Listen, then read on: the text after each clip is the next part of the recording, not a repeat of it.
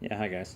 This is a video that might help you find vacuum leaks if you have a stethoscope like I do. They're great for finding certain noises in wheel bearings and what have you, but I also use it to find vacuum leaks. What I do is I take this piece off, obviously, and put this on just like you normally would.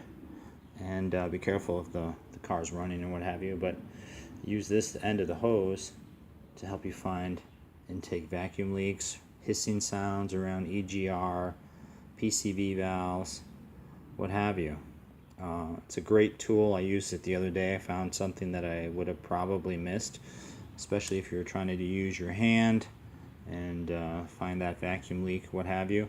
This is a great tool for that, and most of us have it in our toolbox, so why not put it to use? Just thought you guys would like to know. Works for me. Hopefully it'll work for you. Thanks for watching.